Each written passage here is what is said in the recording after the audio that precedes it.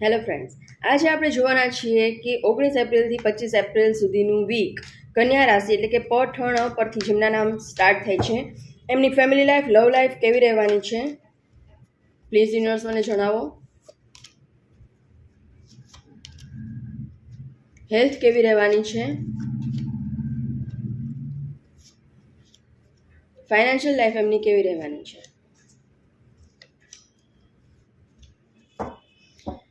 બોટમની energy આવી ગઈ છે કિંગ ઓફ પેન્ટિકલ્સ, મતલબ કે ક્યાંક અટવાયેલા છો, રૂપિયા તમારા ક્યાંક અટવાઈ ગયા છે. થોડીક બ્લેક એનર્જી આવી છે, થોડોક નેગેટિવ થિંકિંગમાં છો એવું દેખાઈ રહ્યું છે. ફેમિલી લાઈફ, લવ લાઈફમાં એવું દેખાઈ રહ્યું છે કે વિચારોનું તુફાન તો છે, બંધાયેલું ફીલ કરો છો. એવું લાગે છે કે તમે તમારા ઓપિનિયન બોલી જ નથી શકતા, ઘરમાં ઓપિનિયન આપી જ નથી શકતા. બધા લોકો તમારો વિરોધ કરે છે, તમારું મોઢું બંધ કરી દે છે, બોલવાની ના પાડે છે. તમારા ઓપિનિયનની કોઈ વેલ્યુ નથી, કોઈ સાંભળવા માટે રેડી નથી, એવું તમને ફીલ થઈ રહ્યું છે. તો માતાજી આવી ગયા છે, એ તમને એવું કહેવા માગે છે કે તમે જે કાંઈ પણ તમારા વિચારો છે એને અપડેટ કરો.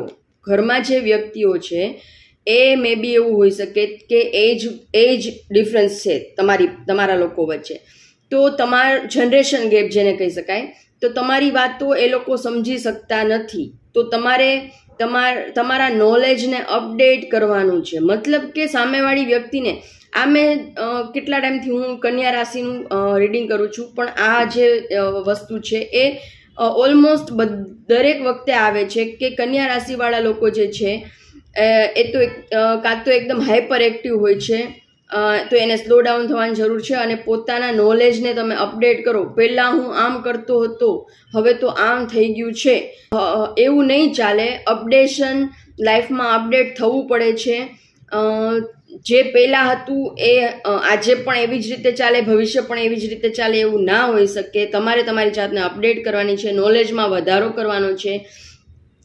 અત્યારે કરંટ સિચ્યુએશનમાં કયા વિચારો તમારે ફોલો કરવાના છે, કયા વિચારથી આગળ વધવાનું છે, તો એ તમારે થોડુંક મનોમંથન કરવાની જરૂર છે. પાસ્ટને ભૂલી જાઓ, પાસ્ટ પ્રમાણે ફ્યુચર અથવા તો પ્રેઝન્ટ ચાલશે નહીં. તો તમારે મસ્ટ છે તમારી જાતને અપડેટ કરવાની છે. ટીવી જોવો છો તો ટીવીમાં સારી ચેનલ્સ, સારા વિડીયોઝ જુઓ કે જેથી તમારું નોલેજ વધે. ઘણાને એવી ટેવ હોય છે કે પેલી ટિપિકલ નાગિન જેવી છે અથવા તો સાસ બહુની સિરિયલ છે જેમાં જે બનવાનું જ નથી ક્યારેય, એ ટાઈપનું બતાવ્યા કરે છે. તો એ ટાઈપનું કન્ટેન્ટ જે છે, રીલ્સ તમે સ્ક્રોલ કરો છો મોબાઈલમાં, તો એ ટાઈપનું કન્ટેન્ટ જે તમે જુઓ છો એ ચેન્જ કરો. કન્ટેન્ટ જોવાનું ચેન્જ કરો. એવું કન્ટેન્ટ જુઓ કે જેથી કરીને તમારા નોલેજમાં વધારો થાય, તમને કરંટ દુનિયામાં શું ચાલી રહ્યું છે એ તમને ખબર પડે, અને તમારું નોલેજ એટલું બધું હોય, વધારે હોય કે સામેવાળી વ્યક્તિને તમારી વાતો સાંભળવી ગમે, એને તમારી વાતોમાંથી બે નવી વસ્તુ શીખવા મળવી જોઈએ. એને એવું ન થવું જોઈએ કે આ તો પૂરાની ઘીસીપીટી વાતો કરે છે, એવું એમને ફેમિલીમાં ન લાગવું જોઈએ. તો તમે આ સિચ્યુએશનમાંથી તો જ તમે બહાર નીકળી શકશો. હેલ્થમાં એવું દેખાઈ રહ્યું છે કે ખૂબ જ ગુસ્સો કરી રહ્યા છો, ઘણાને કોઈને ગાળો દેવાનું મન થઈ રહ્યું છે, ખૂબ જ ગુસ્સામાં છો તમે. હેલ્થને પણ તમે રિલેશનને મેચ્યોરિટીથી હેન્ડલ નથી કરતા, એટલે એની અસર મનમાં થશે કે આ વ્યક્તિ મારી વાત માનતી નથી, મને રિસ્પેક્ટ આપતી નથી. તો એ તમે મનમાં નેગેટિવ થિંકિંગ કરશો એટલે તમારી હેલ્થ ઉપર અસર થશે.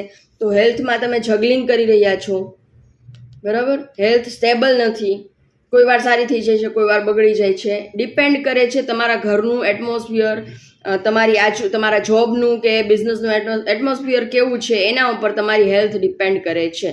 તમારી હેલ્થનું રિમોટ કોકની પાસે છે, તમારી પાસે નથી. તો તમને ડિવાઇન એવું કહેવા માગે છે કે જવાબદારી લ્યો, તમારી હેલ્થની જવાબદારી લ્યો, મેન્ટલી ફિઝિકલી ફિટ રહેવું. એ તમારી પોતાની જવાબદારી છે. બીજાને રિમોટ નહીં આપો, બીજા નચાવે એમ નહીં નાચો. કોઈ તમને આવીને ડિસ્ટર્બ કરી જાય અને તમારી હેલ્થ બગડી જાય વધારે વિચાર કરીને, તો એવું નહીં કરો. કોઈને તમારી મેન્ટલ ફિઝિકલ હેલ્થને હેન્ડલ કરવાનો રાઇટ્સ નહીં આપો. તમે પોતે જવાબદારી લ્યો કે હું નેગેટિવ થિંકિંગ મારી અંદર નહીં આવવા દઉં, એને બ્રેક લગાવો, અંદર જ નહીં જવા દો. અને ફિઝિકલી ફિટ રહેવા માટે પણ તમારે જે કાંઈ પણ પગલાં લેવાના છે એ પગલાં લો. ફાઇનાન્શિયલ લાઈફમાં એવું દેખાઈ રહ્યું છે કે કોઈ જગ્યાએ ઇન્વેસ્ટમેન્ટ કરી દીધું છે, હવે તમે ડેસ્પરેટ થઈને ખૂબ જ ઉતાવળ કરી રહ્યા છો કે આ જલ્દી મને આનું રિટર્ન મળે, જલ્દી રિટર્ન મળે. પણ એવું ન હોય. કોઈ પણ કામ હોય એનો પોતાનો ટાઈમ લાગતો હોય છે. પ્રેગ્નન્સી રહે પછી બાળકને આવતા પણ અંદર બોડી બનતા, એમાં જીવ આવતા, એનો આખો વિકાસ થતા 9 મહિના થતા હોય છે, અને પછી જે બાળક આપણા હાથમાં આવતું હોય છે.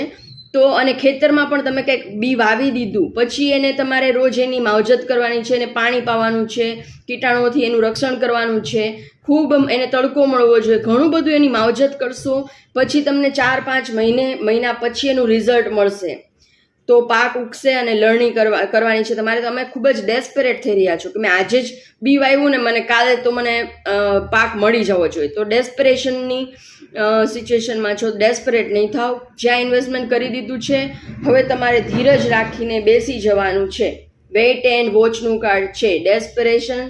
ડેસ્પરેટ થવાનું નથી. તમને રિઝલ્ટ મળશે, પણ અત્યારે તમે થોડીક રાહ જુઓ, એને થોડોક ટાઈમ આપો.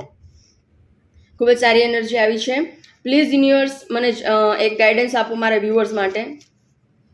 સ્ટ્રેસ, આમાં તમને કીધું એ પ્રમાણે તમારી લાઈફનું રિમોટ કોઈ બીજી વ્યક્તિ પાસે છે. કોઈ પણ આવીને તમને રિમોટથી બટન દબાઈને કાં તો તમને ખુશ કરી દેશે, કાં તો બીજું બટન દબાઈને તમને દુઃખી કરી દેશે. તો સ્ટ્રેસમાં છો તમે, કોક નચાવે એમ નાચી રહ્યા છો. આ પરિસ્થિતિમાંથી, આ સિચ્યુએશનમાંથી બહાર નીકળો. સ્ટ્રેસમાંથી બહાર નીકળવાનું, અને તમે તમારી લાઈફને ખૂબ જ સરસ રીતે એન્જોય કરો, જીવો, તમને મન પડે એવી રીતે જીવો. તમારા જ્ઞાનમાં, નોલેજમાં વધારો કરો. અને બને તો જો ઘરમાં એવું જ છે કે ભાઈ તમારો ઓપિનિયન કોઈને નથી જ જોતો, તો પહેલાં તો તમે મૌન ધારણ કરી લો. કોઈને માગ્યા વગર ઓપિનિયન દેવા જોઈએ નહીં, એનાથી પણ વેલ્યુ ઘટી જતી હોય છે. અને બીજી પેરેલલ તમે એ કામ કરો કે તમારા નોલેજને વધારો કરો. સારું કન્ટેન્ટ મગજને આપો, ફીડ કરો, અને પછી બોલશો તો લોકોને એમ થશે કે વાહ, આની પાસે તો ઘણું બધું નોલેજ છે, આની વાત સાંભળવી જોઈએ, આમાંથી 2 વસ્તુ નવી શીખવા મળશે. તો એ ટાઈપની એનર્જીમાં આવો. તમને મારા વિડીયોઝ ગમતા હોય, રેઝોનેટ તમે થતા હો આ વિડીયોઝ સાથે, તમને કંઈ ગાઈડન્સ મળતું હોય તો પ્લીઝ લાઇક કરજો વિડીયોને. ફેમિલી ફ્રેન્ડ સર્કલમાં મારા વિડીયોઝને શેર કરજો. ચેનલ સબસ્ક્રાઈબ કરવું બિલકુલ ફ્રી હોય છે, તો પ્લીઝ સબસ્ક્રાઈબ કરજો ચેનલને.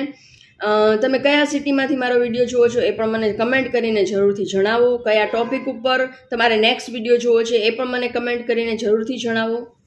Thank you so much.